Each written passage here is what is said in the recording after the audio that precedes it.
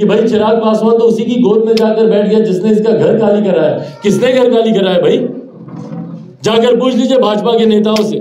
चिराग model, चिराग model, चिराग model. चुनाव को बीते हुए 3 साल हो गया, अभी तक चिराग मॉडल के दर्द से ये लोग उभर नहीं पाए। जब मेरे नेता अस्पताल में वेंटिलेटर पे जिंदगी की आखिरी घड़ियां गिन रहे थे, उस वक्त मेरे मुख्यमंत्री मुस्कुरा कर आप लोग के सामने बोल रहे थे, अच्छा वो अस्पताल में। यही कह के मेरे सारे सांसद छोड़कर गए ना मुझे। कैसे लड़ लेता मैं एक ऐसे मुख्यमंत्री के नेतृत्व में? किसके दबाव में घर से तस्वीरों को बाहर फेंका गया? पर अकेले चुनाव लड़ना मैंने पसंद किया था 2020 में, पर मुख्यमंत्री के साथ जाना स्वीकार नहीं किया मैंने। यही कारण था। उस वक्त संभवतः मेरे पास भाई बहुत ज्यादा प्रमाण नहीं थे अपने आप को सही साबित करने के, जिसका कारण बना कि मेरे अपने परिवार के लोग, मेरे अपने पार्टी के लोग मुझे छोड़कर चले गए।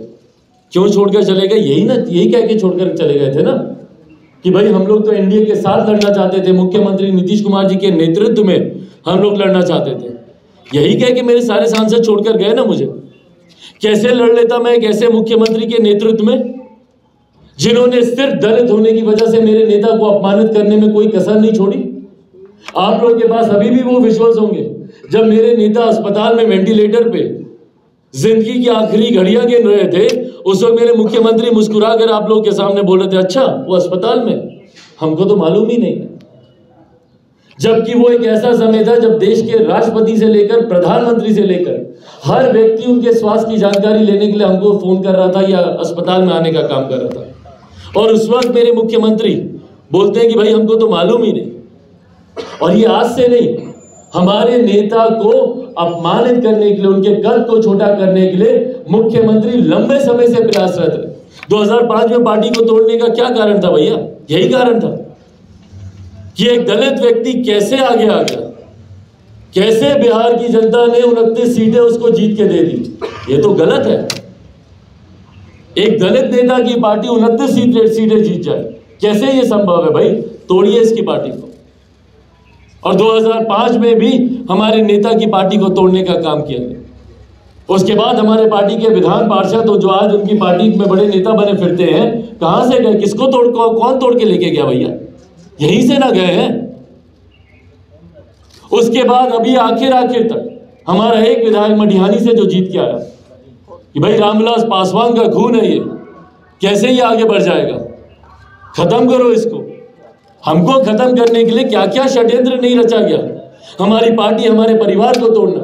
आज जितने लोग ये कहते नहीं थकते कि भाई चिराग पासवान तो उसी की गोद में जाकर बैठ गया जिसने इसका घर खाली कराया। किसने घर खाली कराया भाई? जाकर पूछ लीजिए भाजपा के नेताओं से। किसके दबाव में घर से तस्वीरों को बाहर फेंका गया? कौन नहीं जानता भैया कि मुख्यमंत्री किस तरीके से उस वक्त ब्लैकमेल कर रहे थे कि भाई चिराग को खत्म कीजिए क्योंकि ये अकेले चुनाव लड़ा और हमको तीसरे नंबर की पार्टी बना दिया। उनके राष्ट्रीय अध्यक्ष का तो ये दर्द रह के अभी भी निकलता उनकी जुबान से, चिराग मॉडल, चिराग मॉडल, चिराग मॉडल। चुनाव को बीते हुए 3 साल हो गया, अभी तक चिराग मॉडल के दर्द से लोग उभर नहीं पाए। और उसका बदला लेने के लिए घर खाली करवाओ, इसका सड़क पे सामान को फेंकवाओ। पर ये इसकी जड़ में ये वो मानसिकता है, दलित विरोधी मानसिकता, जिसका जिक्र हमारे प्रधानमंत्री जी ने उस दिन तेलंगाना की सभा में भी किया। उस दिन उन्होंने इस बात को प्रमुखता से बताया।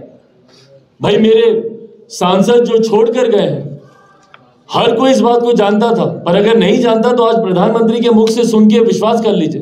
क्योंकि उस वक्त तो इस बात का भी भ्रम फैलाया जाता था कि संभवतः चिराग पासवान झूठ बोल रहा है। कुछ ऐसा नहीं हुआ था, क्योंकि इस बात के गवाह सिर्फ मैं, मेरे पिता, मेरी माँ और उस वक्त जो मेरे पिताजी के एक सहयोगी थे मीना साहब, वो थे। वो लोग जानते थे कि किस तरीके से राज्यसभा के नामांकन के वक्त मुख्यमंत्री जी ने पूरी तरीके से उनको समर्थन देने से मना कर दिया था, जबकि ये सारी बातें गठबंधन के भीतर 2019 में ही हो गई थी। और उस वक्त के भारतीय जनता पार्टी के राष्ट्रीय अध्यक्ष, मौजूदा केंद्रीय गृह मंत्री आदरणीय अमित शाह जी के सामने हो गई थी। किस तरीके से मेरे पिता को ह्यूमिलेट किया गया था, और मैं शब्द का इस्तेमाल कर रहा हूं, ह्यूमिलेट। कैसे उसके बाद एक पुत्र ये बर्दाश्त कर लेता? और ये सोच मेरे मुख्यमंत्री की रही है बार बार कि भाई इन लोग को अपमानित करो, इन लोग को प्रताड़ित करो। क्यों? क्योंकि ये लोग भले ही अपमानित प्रताड़ित होने के, और ये लड़ाई एक रामविलास पासवान या एक जीतन राम मांझी या एक चिराग पासवान की नहीं है, ये लड़ाई उस पूरी जमात की है, ये लड़ाई पूरे उस अनुसूचित जाति जनजाति वर्ग की है जिसको मेरे मुख्यमंत्री प्रताड़ित करने का काम करते हैं। आज आप आंकड़े निकाल कर देख लीजिए भैया, आप आंकड़े निकाल कर देख लीजिए, 67% अत्याचार बढ़े हैं मेरे मुख्यमंत्री के शासनकाल में अनुसूचित जाति जनजाति वर्ग के ऊपर। ये हालात बना के रख दिए। आपके आवाज से मूर्ति फेंकी गई और रामविलास जी की भी जो प्रतिमा है उसको भी तोड़ा गया, तो क्या आप इस बात को मानते हैं कि भारतीय जनता पार्टी के इसमें कोई रोल नहीं है, नीतीश कुमार का ही पूरा रोल है? इस बात को मैं ही नहीं, क्योंकि उस दौरान भी मेरी कई नेताओं से बातचीत होती थी और उस दबाव को मैंने पूरी तरीके से महसूस किया है। जिस तरीके से, और वो दबाव ही नहीं, लिटरल ब्लैकमेलिंग था वो, जिस तरीके से मेरे मुख्यमंत्री ने चिराग पासवान को कैसे समाप्त कर दिया जाए पार्टी तोड़ने से। भाई पहली बात तो बताइए, आप में से किसी को, मुझे नहीं लगता इस बात पे शक है कि मेरी पार्टी मेरे परिवार को तोड़ने में जनता दल यूनाइटेड की क्या भूमिका है। इनके कई नेताओं के नाम तक, उनकी तस्वीरें तक सामने आई हैं मेरे उस वक्त के सांसदों के साथ। तो इस बात में कहीं कोई संदेह नहीं है कि पूरी भूमिका इस पूरे प्रकरण में, और स्वाभाविक भी है भाई, उनके उस दर्द को मैं समझ सकता हूं मेरे मुख्यमंत्री के, जिनको तीसरे नंबर की पार्टी हम लोग की वजह से बनना पड़ा। आधे से ज्यादा जिनके प्रत्याशी हार गए, जो अभी तक बड़ा भाई करके डिक्टेटरशिप अपनी गठबंधन में दिखाते थे, उनका वो अगर आधार खत्म हुआ। आज की भी तारीख में अगर मेरे मुख्यमंत्री इतने कमजोर हैं भैया, किसकी वजह से? लोक जनशक्ति पार्टी की वजह से ही है ना। अगर हम लोगों ने 2020 में चुनाव ऐसे नहीं लड़ा होता तो आज भी संभवतः वो 70-80 अपने विधायकों का वर्चस्व हर एक जगह दिखा रहे होते। ना जो लालू जी के सामने इस तरीके से झुके होते, ना वो उस वक्त भारतीय जनता पार्टी पे ऐसा दबाव बनाए होते। तो यकीनन ये दबाव पूरी तरीके से उनका। लेकिन किसी के कहने पर अगर भाजपा ने ये काम किया तो आपको भाजपा से नाराजगी क्यों नहीं है? भाजपा भाई तो कहीं ना कहीं भाई हर कोई जब राजनीति में होता है, कोई मुझे गोद में किसी ने नहीं बैठाया हुआ। आपको राजनीतिक लड़ाई अपनी खुद ही लड़नी होती है। और मैंने उस वक्त भी इस बात को कहा था कि मैं किसी दूसरे या तीसरे पे क्या उंगली उठाऊं, जब धोखा मुझे मेरे घर वालों ने दिया। मैं तो जदयू पे भी नहीं उंगली उठा रहा भाई, मैंने तो जदयू को भी दोष नहीं दिया उस वक्त। निकाल लीजिए मेरे उस वक्त के बयान, मैंने तो जदयू के भी नेता को दोष नहीं दिया। मैंने डे 1 से और डे अभी तक मैं सिर्फ यही कह रहा हूं, धोखा तो मुझे मेरे अपनों से मिला।